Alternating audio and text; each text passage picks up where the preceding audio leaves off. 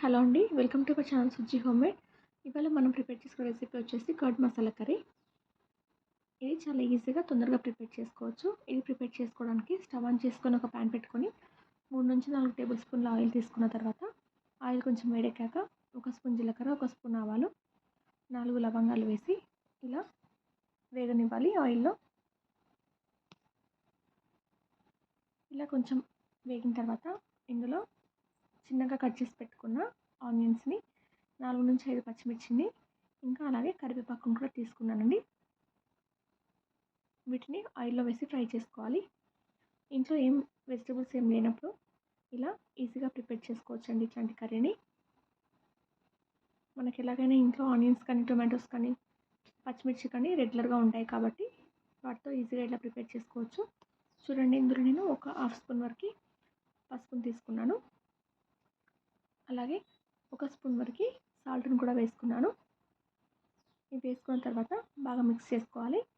ఈ ఆనియన్స్‌కి ఈ పసుపు కానీ, సాల్ట్ కానీ పట్టే వరకు కలుపుకోవాలి. ఇలా మొత్తం కలిపిన తర్వాత ఇది కొంచెం బ్రౌన్ కలర్‌లోకి వచ్చే వరకు వేయించుకోవాలండి. ఇది చాలా ఈజీ రెసిపీ అండి. అందరూ ఇంట్లో ప్రిపేర్ చేసుకుంటూనే ఉంటారు కదా ఈ రెసిపీని. నేను ప్రిపేర్ చేసుకున్నాను, మీతో షేర్ చేసుకోవాలని చెప్పి ఇవాళ ఇది ప్రిపేర్ చేసుకున్నాము. నా ఛానల్ని కొత్తగా చూస్తున్న వాళ్ళైతే సబ్స్క్రైబ్ చేసుకోండి. ఈ రెసిపీ మీకు నచ్చినట్లయితే లైక్ చేయండి.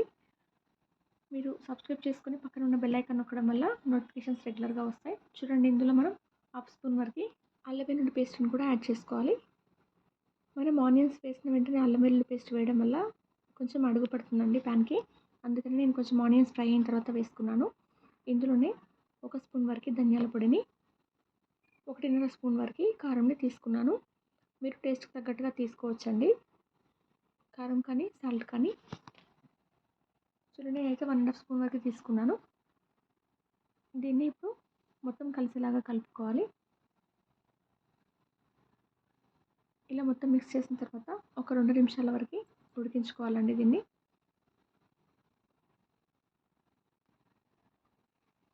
మీకు నా రెసిపీ ఎలా అనిపించిందని కామెంట్ సెక్షన్లో చెప్పండి.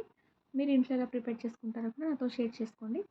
చూడండి, దీనిపైన ఇప్పుడు మూత పెట్టేసుకొని ఒక 2 నిమిషాల వరకు ఉడికించుకోవాలండి లో ఫ్లేమ్లో. ఆ తర్వాత మనం ప్రిపేర్ చేసుకున్న కర్డ్ అవసరం కాబట్టి నేను 1.5 కప్ వరకు కర్డ్ని తీసుకుంటున్నాను. ఇది మరీ పుల్లగా ఉండొద్దండి కర్డ్ అనేది, కొంచెం స్వీట్ టేస్ట్లో ఉండాలి. చూడండి, దీన్ని మొత్తం క్రీమీ ఫామ్లోకి వచ్చేలా ఇలా మిక్స్ చేసుకుంటున్నాను విస్కర్తో. మీరు డైరెక్ట్గా అలా వేసుకుంటే కొంచెం క్లాట్స్ లాగా ఉంటుందండి, టేస్ట్ అనిపించదు కర్రీ అనేది. అందుకని మీరు ఇలా క్రీమీ టెక్స్చర్లోకి వచ్చిన తర్వాత మనం ప్రిపేర్ చేసుకున్న ఈ కర్రీలోకి యాడ్ చేసుకోవాలండి కర్డ్. చూడండి, ఇప్పుడు ఫ్రై అయిపోయింది కదా. ఇందులో నేను ప్రిపేర్ చేసుకున్న కర్డ్ని ఇలా వేసుకుంటున్నాను. ఇలా పెరుగు వేసుకున్న తర్వాత దీంట్లో ఒక గ్లాస్ వరకు వాటర్ తీసుకున్నాను నేను. ఇలా కొంచెం వాటర్ తీసుకొని ఇందులో యాడ్ చేసిన తర్వాత మొత్తం మిక్స్ చేసుకోవాలండి కర్రీ మొత్తం.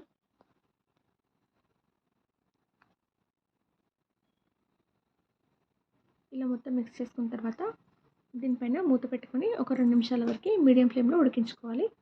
అంతే అండి, చాలా సింపుల్గా కర్రీ ప్రిపేర్ అయిపోయింది కదా. ఇంకా కొత్తిమీర వేసుకోవాలంటే కూడా వేసుకోండి. మీ దగ్గర బిర్యానీ ఆకు కానీ అలా ఉంటే కూడా వేసుకోవచ్చు. చూడండి, ఇందులో హాఫ్ స్పూన్ వరకు గరం మసాలా కూడా యాడ్ చేసుకున్నాను నేను.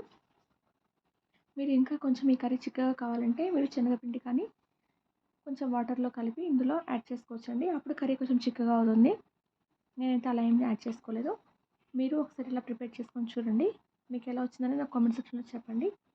చూడండి, ఆయిల్ సపరేట్ అయితే మన కర్రీ ప్రిపేర్ అయిపోయినట్టే. చూడండి, ఆయిల్ మొత్తం సపరేట్ అయిపోయింది కదా. ఇప్పుడు కర్రీ ప్రిపేర్ అయిపోయింది. ఎంత ఈజీగా ప్రిపేర్ అయిపోయిందో కదా. ఏం వెజిటబుల్స్ లేకపోయినా సరే ఇలా మనం ఈజీగా ప్రిపేర్ చేసుకోవచ్చు. మీరు కూడా ట్రై చేసి చూడండి. రెసిపీ నచ్చినట్లయితే లైక్ చేయండి. థ్యాంక్ యూ ఫర్ వాచింగ్ అండి.